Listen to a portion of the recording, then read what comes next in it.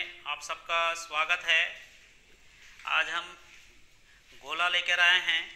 हमने गोला का एक वीडियो सीरीज़ ले चुके हैं। अगर आप नहीं देखे हो तो डिस्क्रिप्शन बॉक्स में उसका लिंक दिया हुआ है, वहां जाकर सबसे पहले उसको देख लीजिए। चलिए प्रारंभ करते हैं। आज का हमारा पहला प्रश्न है, यदि गोला का व्यास 12 सेंटीमीटर है तो गोले का पृष्ठ क्षेत्रफल तथा आयतन ज्ञात करो। तो हल दिया है। गोला का व्यास 2r बराबर 12, तो r बराबर 2 छक्का 12 है ना।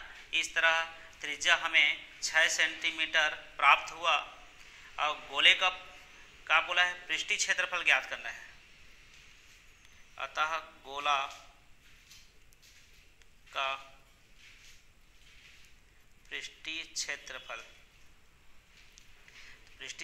क्या होता है, 4 पाई आर स्क्वायर। तो 4 है तो 4, पाई है तो पाई, आर का मान कितना दिया, 6 का स्क्वायर, 4 पाई 6 का 6 छक्का 36। तो गुणा करेंगे 36 चौक कितना होगा, 144 पाई। पृष्ठीय क्षेत्रफल हमेशा वर्ग सेंटीमीटर में प्राप्त होता है। आगे देखते हैं अब क्या बोला है, गोला का आयतन है ना, तथा गोला का आयतन का सूत्र होता है 4/3 पाई आर क्यूब। तो 4/3 पाई, आर का मान कितना दिए, 6 का क्यूब। तो 4/3 पाई का मान नहीं रखते हैं, 6 का क्यूब मतलब 6 गुणित 6। तो 3 एकम 3 दूनी 6, तो 6 छक्का 36, 36 दूनी 72, 72 दूनी तो 4 दूनी कितना हो जाएगा 8, 4 सत्ते 28, और पाई है तो कितना, पाई घन सेंटीमीटर। इस तरह हमें गोला का आयतन 288 पाई घन सेंटीमीटर प्राप्त हुआ। अगला प्रश्न की ओर चलते हैं। 2 सेंटीमीटर त्रिज्या वाले 21 गोलियों को पिघलाकर बड़ा गोला बनाया जा सकता है, तो इस नए गोले का आयतन ज्ञात कीजिए। यहाँ पर गोली की त्रिज्या दिया है 2 सेंटीमीटर दिया है। गोला का त्रिज्या आर का मान कितना है, 2 सेंटीमीटर, और एक और बड़ा गोला बनाना है ना। 2 सेंटीमीटर त्रिज्या वाले 21 गोलों को पिघलाकर बड़ा गोला बनाया गया है। तो मानना पड़ेगा, माना कि बड़ा गोला का त्रिज्या क्या मानेंगे, आर मानेंगे। बड़ा गोला की त्रिज्या क्या मानेंगे, आर मानेंगे। अतः प्रश्नानुसार चलेंगे। बड़े गोले का आयतन, बड़े गोला का आयतन बराबर क्या होगा, 21 गोली का आयतन है ना। क्या बोला है, नए गोले का आयतन ज्ञात करना है। तो यहाँ पर बड़े गोले का आयतन का सूत्र क्या होगा, 4/3 पाई आर क्यूब। 21 गोली का आयतन, तो 21 गुणित गोली का आयतन कितना है, 4/3 पाई आर क्यूब। 4/3 कट जाएगा, पाई कट जाएगा, तो यहाँ पर कितना बचेगा, आर क्यूब बराबर 21 गुणित आर क्यूब है ना। यहाँ आर का मान प्राप्त है हमें, तो आर क्यूब बराबर 21। तो आर का मान कितना है, 2 सेंटीमीटर। तो 2 का 3 बार अर्थात 2 दूनी 4, 4 दूनी 8, 8 का गुणा करेंगे तो 8 एकम 8, 8 दूनी 16। तो कितना प्राप्त हुआ, 168। यहाँ पर इसको गुणा नहीं करना था, तो यहाँ पर आर क्यूब का मान कितना हो सकता है। तो आर क्यूब बराबर 21 गुणित 2 का घात 3 है। तो इसको लिख सकते हैं 21 गुणित ये कितना हो जाएगा 8। आर क्यूब का मान मिल गया कितना, 21 गुणित 8। अब क्या बोला है, नए गोले का आयतन ज्ञात कीजिए। अतः आयतन क्या होगा, 4/3 पाई आर क्या होगा क्यूब।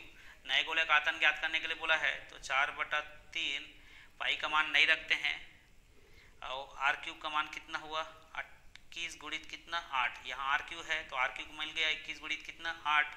अब करेंगे 3 एकम 3, 3 सत्ते 21। इस तरह इसको गुणा करेंगे, 8 सत्ते 56, 56 चौक कितना हो जाएगा, तो 56 चौक यहाँ पर देखते हैं 224 पाई घन सेंटीमीटर। इस तरह हमें नए गोले का आयतन प्राप्त हुआ 224 पाई घन सेंटीमीटर। चलिए तीसरा प्रश्न की ओर चलते हैं। लोहे की 3 गोलियों को जिनकी त्रिज्या 6 सेंटीमीटर, 8 सेंटीमीटर और 10 सेंटीमीटर है को पिघलाकर एक बड़ा गोला बनाया जाता है, तो बनाए गए नए गोले की त्रिज्या ज्ञात करो। तो सबसे पहले दिया है करके लिखेंगे। दिया है 3 गोले की त्रिज्या, R1 का मान 6 सेंटीमीटर दिया है, R2 का मान 8 सेंटीमीटर और R3 का मान कितना है 10 सेंटीमीटर। यहाँ त्रिज्या R1 का मान 6 और R2 का मान कितना दिया है 8 सेंटीमीटर, R3 का मान कितना दिया है 10 सेंटीमीटर। इसको पिघलाकर बड़ा गोला बनाया गया है। तो प्रश्नानुसार चलते हैं। बड़ा गोला का आयतन, बड़ा गोला का आयतन जो होगा है ना, सभी गोले के आयतन के योग के बराबर होगा। पहला गोला का आयतन 4/3 पाई R1 का क्यूब, दूसरा गोला का आयतन 4/3 पाई R2 का क्यूब, तीसरा गोला का आयतन 4/3 पाई R3 का क्यूब, है ना। 3 गोला है, तीनों गोलों के आयतन के योग के क्या होंगे, बराबर होंगे। जो बड़ा गोला बनेगा, जैसे एक बड़ा बाटी है 5 किलो का, उसको क्या करेंगे, पिघलाकर छोटे छोटे बाटी में परिवर्तित किए गए 100, तो बड़ा गोला का आयतन क्या होगा, छोटे छोटे गोले के आयतन के क्या होगा, बराबर होगा। उसी तरह इसमें भी कर सकते हैं। तो बड़ा गोला का आयतन 4/3 पाई R क्यूब, तो 4/3 पाई R1 का मान क्या है 6 का क्यूब, 4/3 पाई R2 का मान कितना है 8 का क्यूब, 4/3 पाई का मान R का मान कितना है 10 का क्यूब। रख दिए मान। तो 4/3 सब में है, कट जाएगा, पाई भी सब में है तो कट जाएगा, कॉमन निकल के, तो यहाँ बचेगा R क्यूब बराबर 6 का क्यूब, ये 8 का क्यूब, फिर कितना 10 का क्यूब।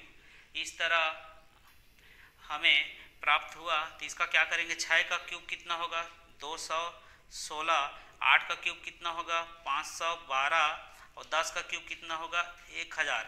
अब इसको जोड़ेंगे तो कितना प्राप्त होगा 1728। ठीक है, R क्यूब का मान प्राप्त हुआ 1728। 1728 को लिख सकते हैं 12 का क्यूब, क्यूब कट जाएगा, तो यहाँ R बराबर कितना प्राप्त होगा 12 सेंटीमीटर। इस तरह बड़े गोला का त्रिज्या हमें ज्ञात करना था और बड़े गोले का त्रिज्या प्राप्त हो गया कितना 12 सेंटीमीटर।